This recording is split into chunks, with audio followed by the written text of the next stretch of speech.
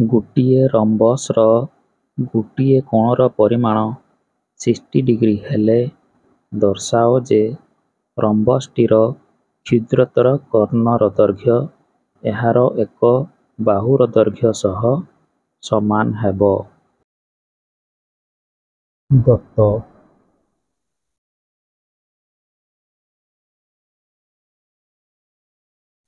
ମନେକର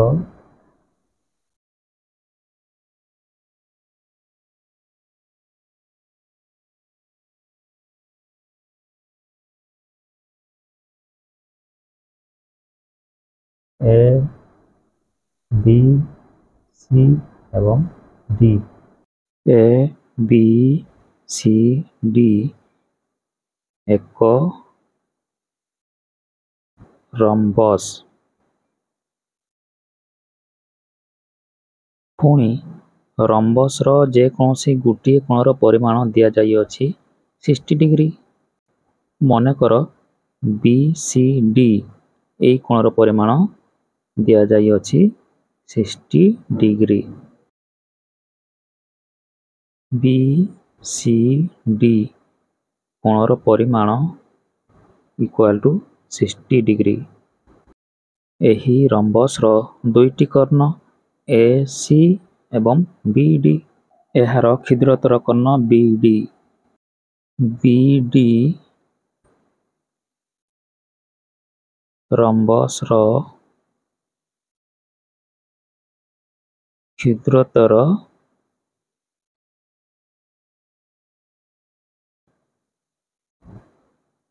କର୍ଣ୍ଣ। B D କୁ ଯୋଗ କରାଯାଉ। ପ୍ରାମାଣ୍ୟ କ'ଣ ପ୍ରମାଣ କରିବାକୁ ହେବ? ରମ୍ବସର କ୍ଷୁଦ୍ରତର କର୍ଣ୍ଣ ଯାହାକି ବି ଡି ର ଦୈର୍ଘ୍ୟ ରମ୍ବସର ଯେକୌଣସି ଗୋଟିଏ ବାହୁର ଦୈର୍ଘ୍ୟ ସହିତ ସମାନ ପ୍ରମାଣ କରିକି ଦେଖାଅ ବୋଲି କୁହାଯାଇଛି। B D equal to B C କିମ୍ବା ସି ଡି ବାହୁ ଯେକୌଣସି ଗୋଟିଏ ବାହୁ ସମାନ ବୋଲି ପ୍ରମାଣ କର ବୋଲି କୁହାଯାଇଛି। ହେଲା, ମନେକର B D equal to B C Bahu.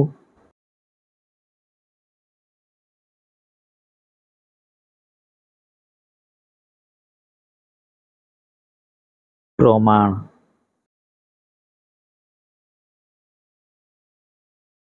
B D Bahu rhombus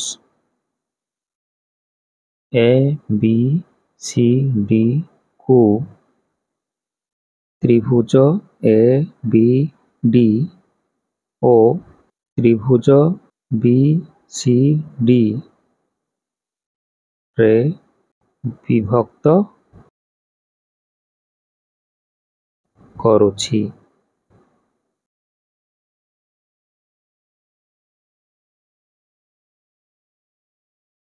ଏହି ବି ଡି ବାହୁ ଯାହାକି ରମ୍ବସର ଗୋଟିଏ କର୍ଣ୍ଣ ନୁହେଁ କି? ଏହି ବି ଡି ବାହୁ ରମ୍ବସ୍ ଏ ବି ସି ଡି କୁ ସମାନ ଦୁଇଟି ତ୍ରିଭୁଜରେ ବିଭକ୍ତ କରୁଛି ଯାହାକି ଏ ବି ଡି ତ୍ରିଭୁଜ ଏବଂ B C D ତ୍ରିଭୁଜ।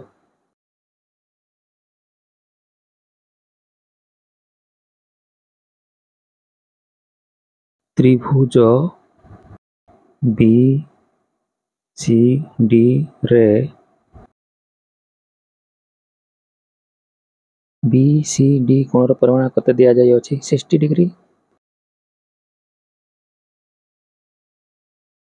B C D କୋଣର ପରିମାଣ equal two 60 degree.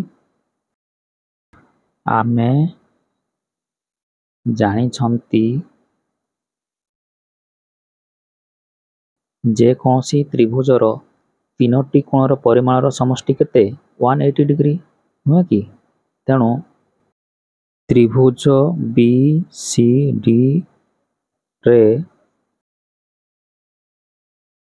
B C D କୋଣର ପରିମାଣ ପ୍ଲସ୍ सी बी डी कोणर परिमाण प्लस सी डी बी कोणर परिमाण ये तीनोटी जाक कोण को मिसेबा जदि 180 डिग्री हेबो।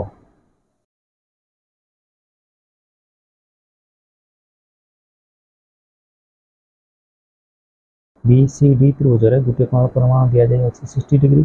जदि आमे तीनोटी जाक कोण को मिसेबा तार समष्टि केते हेबो 180 डिग्री हला। किंतु ये दुईटी कोणर परिमाण आमको जଣା नाही। पुणी आमे जानि छथि जे कोनसी रम्बस रो प्रत्येक बाहुर दैर्घ्य परस्पर समान। तेणु AB Bahu equal to BC Bahu equal to CD Bahu equal to AD बाहु ये चारोटी जाक परस्पर समान हेबे। हेले त्रिभुज BDC रे BC एवं CD परस्पर समान बुझी होची।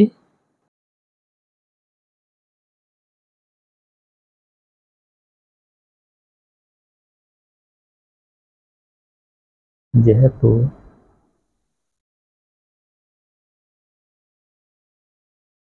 रम्बस रो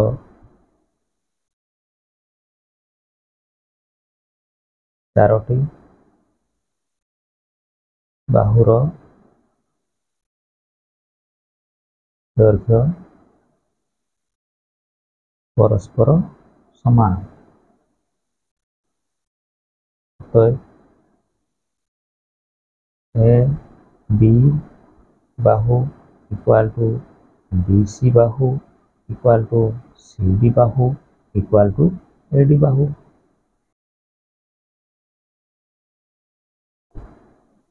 पुणी त्रिभुज BCD रे BC इक्वल टू CD बाहु जेहेतु रम्बस चारोटी जाक बाहुर दैर्घ्य परस्पर समान हेले BC एवं CD परस्पर समान हेबे।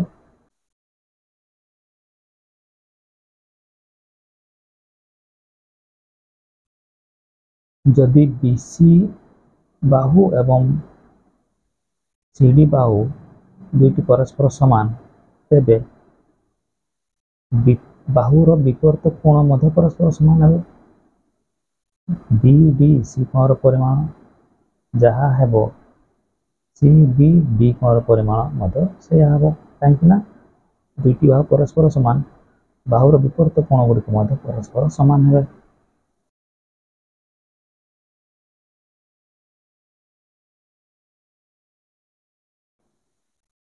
त्रिभुज BCD रे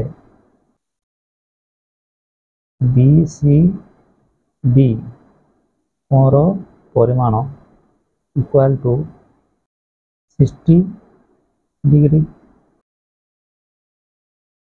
एवं CBD कोणर परिमाण इक्वल टू BDC कोणर परिमाण। BCD कोणर परिमाण प्लस CBD कोणर परिमाण प्लस CDD कोणर परिमाण इक्वल टू 180 डिग्री।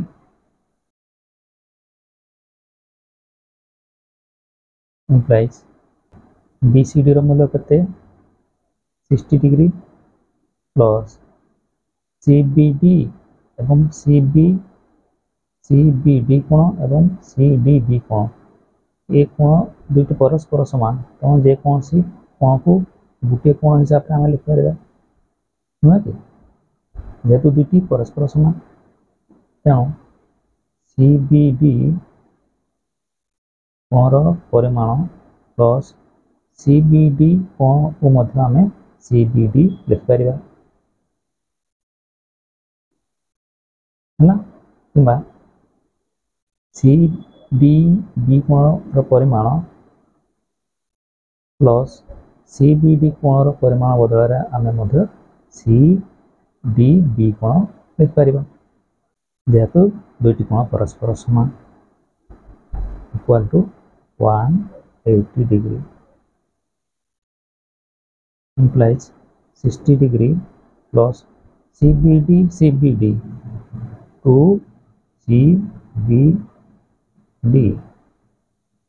कोण परिमाण equal to 180 degree implies 2 CBD कोण परिमाण equal to 180 degree minus 60 degree देखते हैं 120 degree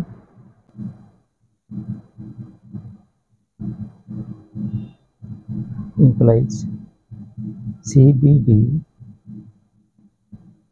कोण परिमाण equal to 120 degree divided by कते 2 equal to कते 60 degree जदि CBD कोण परिमाण 60 degree हेबो तेबे CBD कोण परिमाण मध्य 60 degree हेबो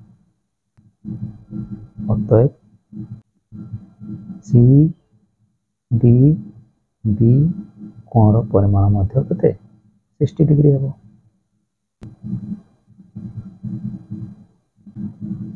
वर्तमान त्रिभुज BCD रे प्रत्येक कोणर परिमाण 60 डिग्री जदि तीनोटी जाक कोणर परिमाण 60 डिग्री हैला तेबे कोणर विपरीत बाहु गुड़िक मध्य परस्पर समान हेबे अतएव BC Bahu equal to CD Bahu equal to BD बाहु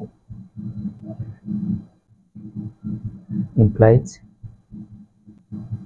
आमे कौन प्रमाण करबा को चाहूथिले BD Bahu equal to BC बाहु मिल गला BD Bahu equal to BC बाहु जहा कि BD होची रंबस रो कर्ण BC होची रंबस रो जे कोनसी गुटिए बाहु प्रमाणित